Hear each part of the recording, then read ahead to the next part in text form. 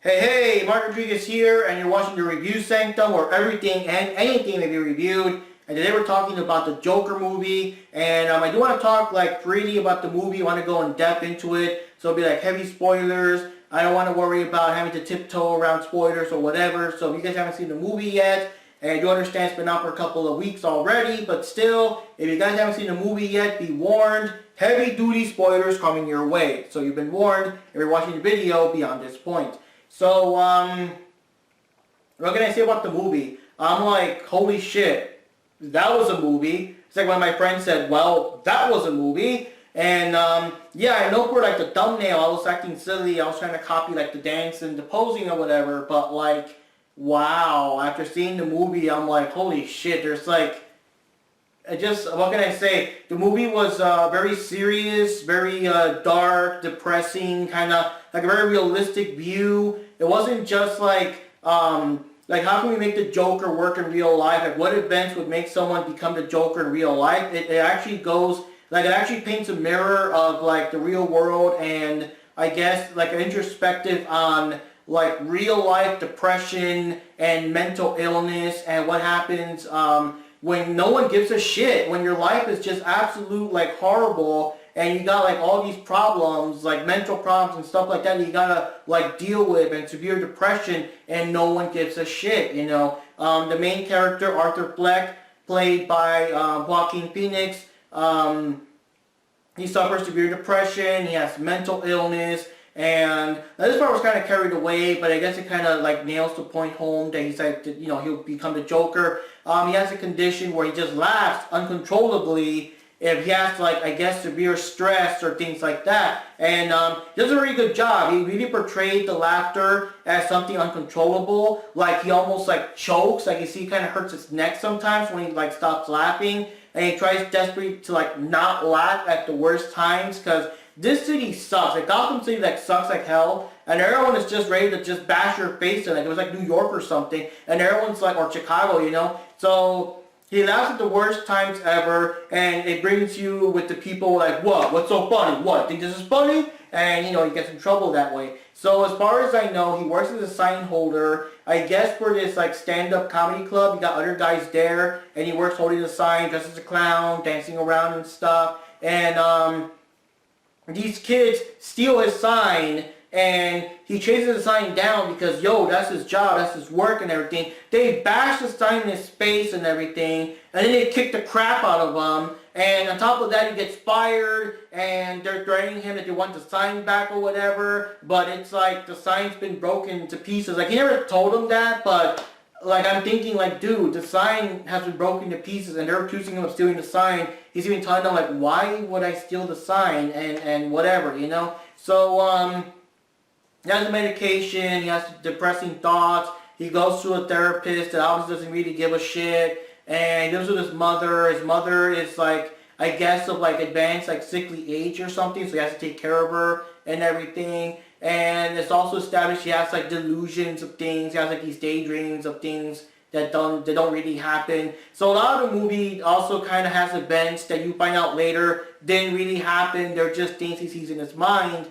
And one of his big dreams is like this person in this talk show. I forgot the character's name. It's played by Robert De Niro. Robert De Niro did a very good job of acting like the character, but it's supposed to be kind of like these late night talk show guys, like Conan O'Brien or Jay Leno, you know, those kind of people that do like some comedy, but also got their guests, their TV show and stuff like that. So his biggest dream was to be on that show and meet him in person someday and acknowledge his comedic stand-up skills, because he does want to be a stand-up comedian and stuff. And he also works, well, after the incident with the sign spinner and stuff, one of his coworkers gave him a gun to defend himself, because Gotham City like sucked. It's almost like Chicago or New York back in the 70s or so. And so he has a gun now for protection or whatever. And he also works, I guess he has all these little jobs. So he also works in the hospital, like a kid's hospital, like, you know, the kids are terminally ill and stuff, and he dances around to make them laugh and whatever, and he accidentally drops his gun, and I was like, oh, fuck, you know, he accidentally dropped his gun during the act,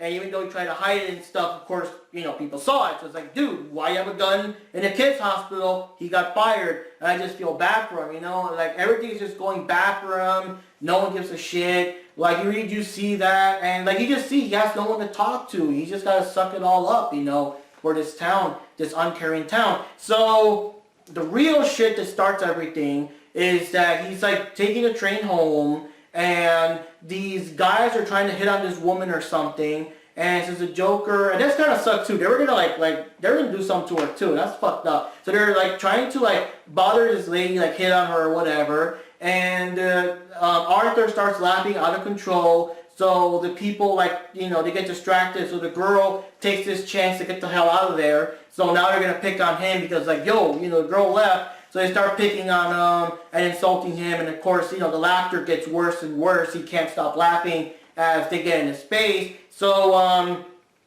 yeah, they start beating him up. They start beating him up in the train, but during this, the Joker, or, you know, Arthur pulls out a gun and shoots one of them dead, and then shoots the other one dead, and then the other guy gets away, but the Joker, you know what I mean. I'll just call him, well, I'm going to say Arthur so I can really pinpoint when he becomes a Joker. Arthur gets out and follows him and guns him down, like execution style, just guns him down in cold blood there. But I understand, it's because, you know, he's going to be a witness, he's going to talk, you got to, you know, get rid of him. So he killed 3 guys, then he runs the hell away, and when he's alone in this, like, locked up bathroom place, I guess it was the bathroom of his house, I couldn't tell, he starts dancing, he starts doing the dancing. He dances earlier in the movie with his mom, so he starts doing the dancing, and it's kind of a weird thing, because even the dancing is peculiar. It's kind of like I saw it like a weird, I guess, calming down mechanism, because he was freaking out so bad because he had like, oh my god, I just killed 3 people and whatever, but then like he started dancing, and the dancing kind of helped calm him down, and that's how I took it for me. Like, they didn't really explain the dancing, they explained the laughing, but the dancing I think was some kind of I guess a coping mechanism, something to kind of calm him down when shit really gets like, you know, out of control. So, yeah, he goes back to his life and everything. He finds out that the funding for his medicine has now been cut. Thomas Wayne is like running for mayor, so we got, you know, the Waynes in the movie too. I was kind of like, I guess, they didn't really need them in the movie, but they started off the whole thing. So Thomas Wayne starts talking about these people, because now, like, it was a one incident where people think that, oh my god, it's this killer clown vigilante killing down rich people. It was like one incident, and they're trying to make it sound like oh my god, this guy's out there killing people left and right, you know, like a common occurrence, you know. And it turns out that these 3 people were rich guys that work for Wayne Enterprises. They work for Thomas Wayne, so Thomas Wayne really painted it like, you know, they hate the rich, they're trying to lash out, these guys are clowns, these guys are jokers, you know, and yeah, that started this big anti, I guess, poor versus rich movement, and, you know, the rich don't care about us, and Thomas Wayne doesn't care about us, and all that stuff. At the same time, the Joker, Arthur, gets a chance to do stand-up, and in his mind, he does awesome. Everyone like loves him and stuff, and they're cheering him. But in real life, no, he fucking blew it. He could barely talk. He couldn't like stop laughing. And what happened is apparently that became worthy of the guy from the talk show. I'm gonna look up his name because, you know, the guy from the talk show actually played a clip of him like bombing at the show and everything. And you know, they're like, yeah, this guy, look at this guy. He thinks that if he keeps laughing long enough, maybe everyone will start laughing too. So they're poking fun of him. So Arthur got to see his own hero like make fun of him and insult him and stuff like that. So it's pretty messed up. And aside from that, his mother also thinks that I guess she had an affair with Thomas Wayne. That Thomas Wayne could possibly be his father with an affair, like a secret love child or something like that. And it turned out that it was like just the mother being crazy and everything. So yeah, so Robert De Niro was portraying a guy called Murray Franklin, the talk show host and stuff like that. And yeah, so more complicated shit happens. I'm surprised that Arthur actually got to visit like Wayne Manor. He actually got to see Bruce Wayne as a kid, you know, epic foreshadowing. And later on during the show, he got to confront Thomas Wayne personally. And Thomas Wayne told him, your mother was crazy. I never knew her. Like, she worked for us, but she was making up delusions in her mind. She's crazy, she's fucked up or whatever. And he actually socked him, like, you ever get close to my kid again, I'll kill you. And stuff like that. And, yeah, so I think the real thing, oh, by the way, the mother also fell ill, and now there's cops questioning him because, you know, they found out about the gun and stuff like that. So, like, now the cops are on his tail also. And the part that really did it, that finally made Arthur snap, and on top of that, somewhere along the line, he actually got invited onto the Murray show. He was planning his suicide on the Murray show. His plan was to just shoot himself live on TV. But what really made him snap was that he went to Arkham, the Arkham State Hospital, I guess it would eventually become an asylum, and got like the paperwork or whatever from his mother, and he found out that that she was crazy, she made it up, she was delusional, she was, you know, whatever.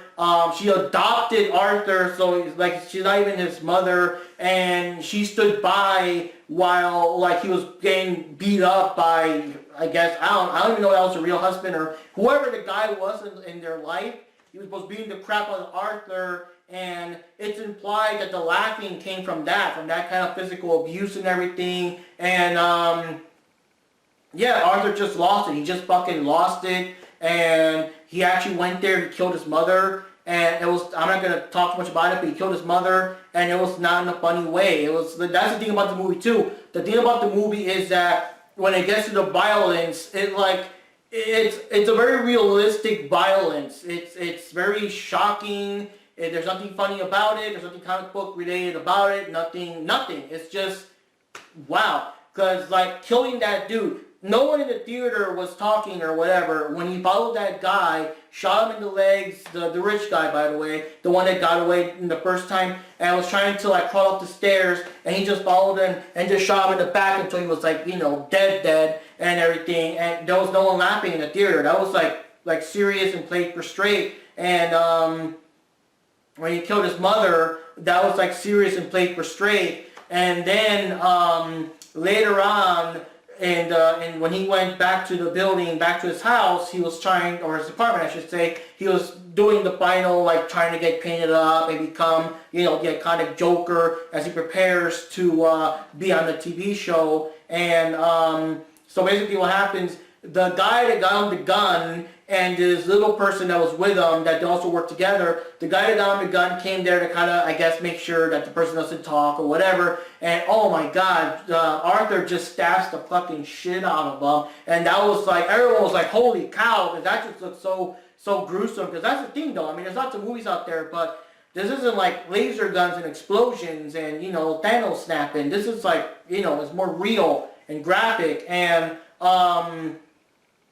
people kind of laughed a little bit because the little person there was scared shitless, of course, because Arthur just killed this guy in cold blood, and he wants to get away, but he has to kind of, you know, walk past Arthur to get to the door, and Arthur's like, no, it's fine, you can go, and the dude was too short to reach the locks and stuff, and like for a moment, there was laughter because, you know, he can't reach the lock, he's too short, but then it was kind of like we were dreading it, because I personally thought that, and a lot of people did too, that Arthur let him go because he knew that he couldn't get away because the door was locked, and we were like, oh shit, you know, here it comes or whatever. But no, he actually let him go and everything, and it's like, you're the only one that was ever nice to me, and let him go, and we were like, wow, okay. So, finally, Joker in full makeup and everything started dancing down the stairs. I think it was just a sudden break because he knew at this point there was no turning back. He knew what he was going to do. So he's all dancing. The cops are coming after him. He runs away. He realizes that this whole movement was because of him, even though there was no politics involved, but shit was going down because of something he started. He hides in the bus, that now has all these Joker guys that were going to protest, because that was not a protest. The cops got in there, and he actually started a riot in the bus, and when the cops accidentally shot someone, everyone, like, all shit broke loose, and he got the chance to get away, while not the bus, the train was now packed with people fighting, and after, going after the cops and whatever. So, the climax, the big epic climax, is that Arthur actually goes on the talk show, and of course the famous scene when you take me there, introduce me as Joker, which is kind of a thing because Murray was like, oh, take a look at this Joker. So it's kind of like, call me the Joker now. So he comes there and he gives his speech. So on live TV, he kind of like breaks down and says, that this is like what happens. He actually tells everyone, he confesses that I killed those 3 people. And you know what? I don't care. And the guy's like, you don't care? You think that's funny? Yeah, it's funny because they were horrible people. They're horrible people. And he mentioned everything about it. He has mental problems. No one gives a shit. They cut government funding to help people with medical problems. No one really cares. Everyone's horrible. He said, like, oh, everyone was complaining about these people, the 3 people that died because, Thomas Wayne talked about them. Oh, they worked for Thomas Wayne. Like, if I was dead, you'd be kicking me to get out of the way. Like, you wouldn't give a shit if it was me. You're making a big deal because it's them. So it was like a big thing. And, yeah, so he started talking about like how no one gives a crap and no one cares. And the part that really got me was De Niro was talking to him like, dude, this is not funny, blah, blah, blah. And the guy did a knock-knock joke and all that, and which of course by now no one would answer because everyone's like pissed at him. And like, dude, the Joker, yeah, he's a Joker now, shot Murray on live TV. Live TV, before anyone knew, commercials, whatever, it was just shot live TV. And the effect was realistic. Everyone was like, holy shit, because it looked so fucking real. Like, my kudos to the people that did, like, the special effects, but it looked so fucking real. We were like, and I'm just imagining, like, how it would look like to see that on live TV, like, damn, no warning. So, yeah, Joker, basically, I guess he gets arrested. I don't know if he got caught, surrendered, whatever, but, this ambulance crashes into the car, so Joker is free, and now he has like all these crazy followers. I think he did it for political reasons or whatever, so Joker starts dancing and everyone cheers him on and stuff like that, and of course the ending and everything. But wow. So what can I say? The movie was very engrossing. Like, I couldn't stop watching. I just had to find out what happened. It was very intense. There were a lot of, I guess, moments here and there where you kind of think, okay, this is the moment where he snaps. No, this is when it happens. And you always have this, like, background, I guess, I don't know, kind of like a heart-thumping beat, beat, beat sound that sounds like all shit's breaking loose. But it does take a while for the final thing at the end, of course, when he does become the Joker. But, there's a couple of things that stick with me, though, with the movie. First of all, of course, very serious themes, and there was a commercial before the movie started also, and it's very important too. If you know someone with depression, reach out to them, talk to them, something simple like, hey, what's up, like, hey, you good? Just people want to talk, or listen, or something, or even if they don't want to talk, like, it's nice to know that someone is saying, hey, you good? So, yeah, someone that's dealing with, severe depression, reach out to them, talk to them, just, let them know that you at least care or want to hear them talk or do something, don't just ignore them, don't not help them. And this movie kind of shows that if Arthur really did have, like some good friends, anyone to talk to, anyone to give the thoughts on, like some of this stuff possibly could have been prevented and things like that. And, but yeah, I'm just thinking with the movie, like, I don't know, the Joker did come up as very sympathetic though. Like, I just feel bad for him because all this shit happened to him and his life just kept getting worse and worse and worse. And like, even the things he thought were good were either not real, like in his mind, or just more shit happening to him.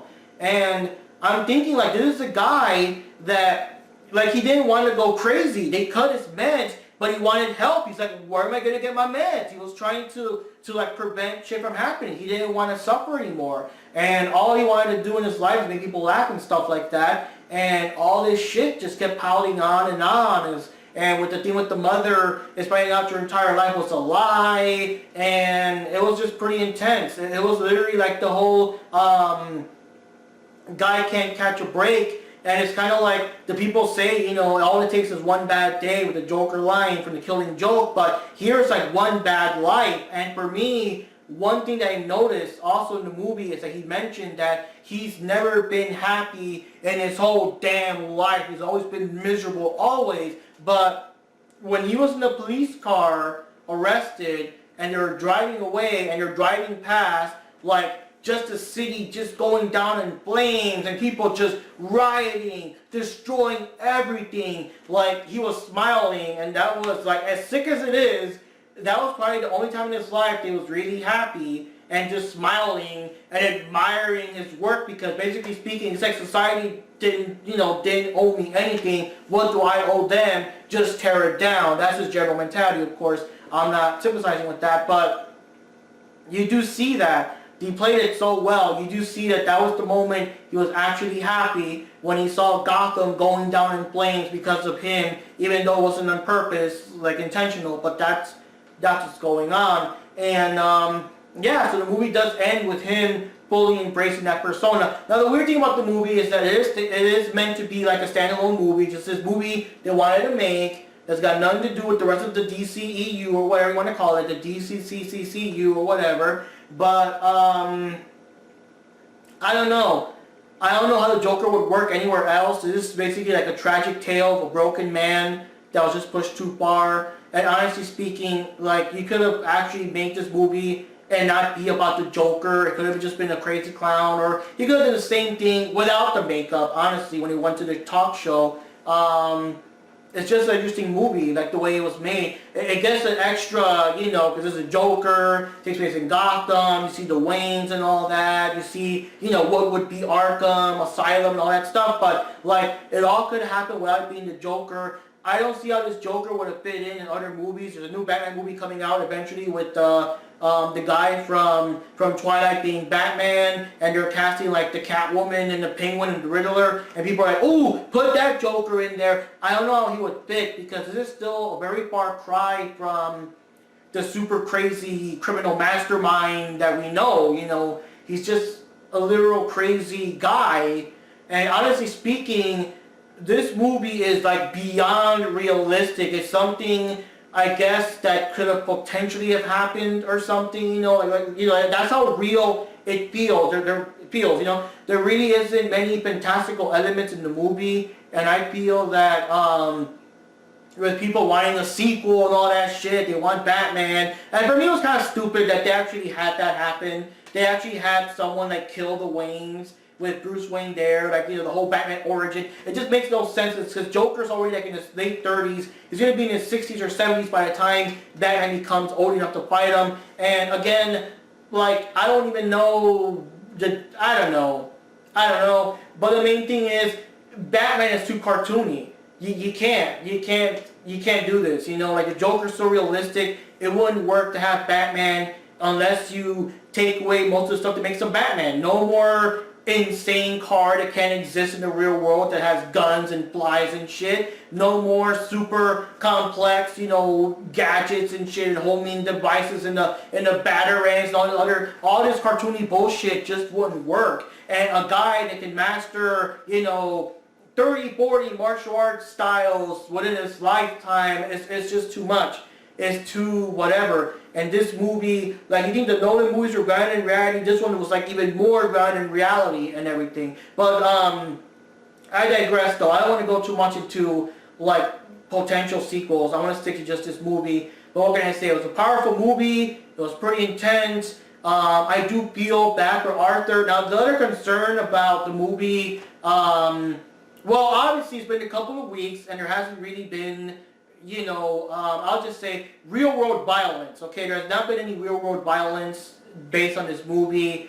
It sounded like there was a lot of, like, the movie in a certain ways kind of, like, meta in a way that like in the movie, the Joker, Arthur, whatever, he killed those guys because it was self-defense. They're trying to fuck him up, and he shot them in self-defense. But all I know, he was probably intending just to shoot them to scare them or to wound, not to kill. But those are two killing shots. The third guy was because, hey, he's gonna talk. You know, you gotta keep him quiet. And he killed two guys. What's one more? You know, whatever. But I'm just saying, it wasn't meant to start some big political eat the rich movement. It was, you know, him shooting them in self-defense. So they all wanted to make this about politics, but it wasn't. Thomas Wayne made it about politics. He called them clowns. The people started wearing clown faces to make fun of the fact that he did that and everything. And the real world also tried, like the media at large, tried very hard to make this movie about politics. And again, it's not really about politics. It's not so much about the rich versus the poor. That's kind of like in the background of the movie. The movie's more centered on Arthur and his own personal inner demons, his own problems and stuff. It doesn't really dwell too much. That's just like the setting, I guess, but it doesn't really dwell too much in that. Like, it's not about that. So, it's kind of meta in that way, where in the real world we were trying to make the movie all political, and it's not, while in the movie itself they were trying to make it political, while Arthur's life is not. You know, that was kind of a interesting coincidence I picked up there. Another thing I do want to say is, this version of the Joker does not come off as a, you know, chemical, like a chemist genius or whatever, but like I did find it, like the way the laughter comes out forced and it even hurts him, and he's like laughing and so like choking, like trying to stop it, like it kind of looks like it even hurts his throat because he's just laughing uncontrollably. Like, that kind of gives me the idea that if they ever do a sequel or whatever, like that's where he got the idea to make the laughing gas, if they ever can somehow explain it in a way that doesn't sound too comic booky, because it's kind of like giving other people the same condition he has, but to the point that it doesn't stop until till you die with a smile on your face and whatever. So that could be the origin of that. That's what I thought in my mind, because that's what the laughing gas does. The laughing gas makes you laugh beyond your control until you fucking die, or as far as I know, maybe it's already killing you, but I don't know, like you're laughing until you die, or you're suffering but you can't scream because you're busy laughing, something like that. So it kind of looks like that would have been his inspiration for the laughing gas. And it's also kind of weird because if he's laughing because he's out of control, does that mean that whenever he's doing his evil plots, he's laughing because he's out of control, because he's scared shitless? And that's why he's laughing when Batman's beating the crap out of him, because he's scared shitless of getting a beat down, but he can't stop laughing? It's just weird how they kind of added this extra gimmick. I guess that was for an excuse, like a bad excuse to make them laugh, because the Joker's known for laughing. So here's the reason that he laughs in the movie, that has a mental condition that makes him do that. But it's interesting. And the dancing was just out of nowhere too. That's the interesting thing for the character.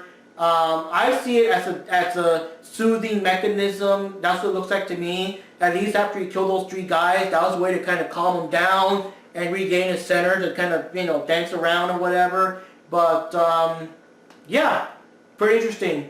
Very interesting, awesome movie, awesome performance. The dude even, Phoenix actually starved himself for the role to get that skin and everything. He did an amazing job. It's like, that's Oscar worthy, man. I really hope he wins some kind of award. That was intense. That's just like, holy shit, But that's all I can say, guys. It's a serious movie. That's why I'm not as animated like I usually am, because there's not too much to talk. Honestly speaking, the only joke throughout the whole movie were people laughing because the guy couldn't reach the door.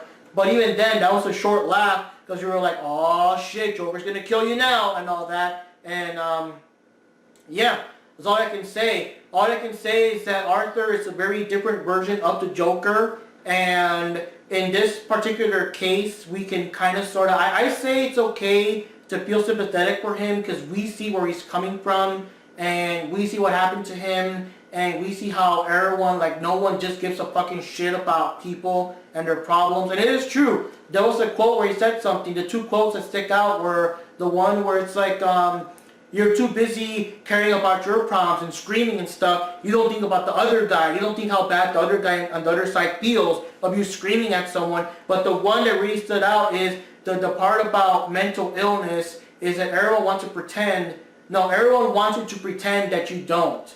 Yeah, something like that. Like the problem with having a mental illness, of living with a mental illness, is that everybody wants you to act like you don't, and that you can't, you know? And that's the thing, people will say, you know, cheer up, you know, stop being sad all the time, you know, man up or whatever, and there are people suffering like severe depression and stuff like that. I mean, that's a condition, you can't. I mean, that's how it is, it's a real thing, and yeah, so the movie gains a lot of points for that, for the seriousness of the issue, and I mean, that's all I can say. It's a serious movie. It kind of knocked the wind out of my sails.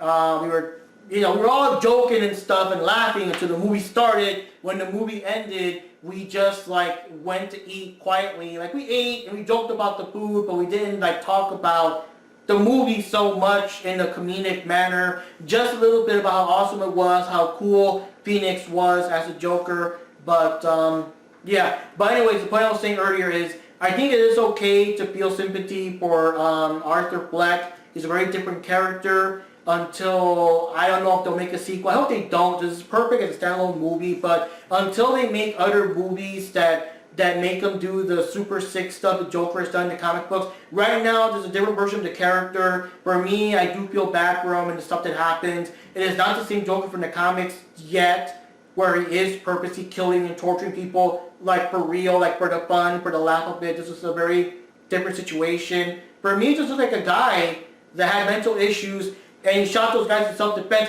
A gun that he wouldn't even have had on him if the other guy didn't give him the gun instead. Like, all that shit happened. Most of the shit happened because the guy gave him the gun. He got fired from the job, the hospital. All that stuff happened because the dude gave him the gun. That fucked him over, you know? But it's just bad circumstances. And like I said, this character is very far removed from the Joker that we know in comic books that, you know, kills people for fun and, you know, and all that. So, anyways, I'll end it here, so the review's not too long, and all I can say is watch the movie, it's awesome. Chances are you've already seen it if you're watching the review past the spoilers, but definitely watch the movie. It is pretty interesting. I may watch it the second time to see any things I might have missed the first time, but it's a pretty powerful, impactful film, and I mean, we all have our down times, we all have our times where we feel miserable and bad and stuff, but I think it does kind of like, how can I say, it really does drive the point home for people that do suffer severe depression and mental illness and stuff like that. So it does kind of drive the point home. It's an interesting movie to watch. Definitely not for the kids. Keep the kids away from this movie. It's pretty intense. Not just the themes, but the violence is so realistic and shocking. No kid should be watching that, you know. So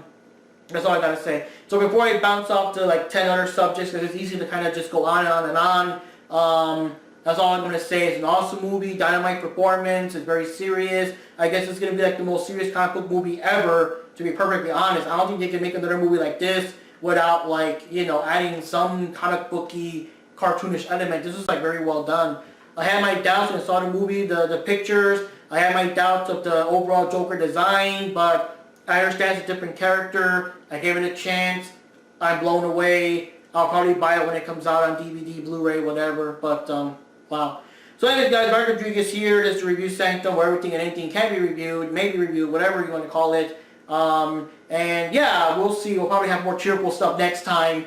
But it is very serious. I just can't really joke around and act super whatever. This is like a very serious movie. And yeah, it just, despite this being a 10 or 12 or however long video, it did like take the words out of my mouth when I saw it in theaters. Like, wow.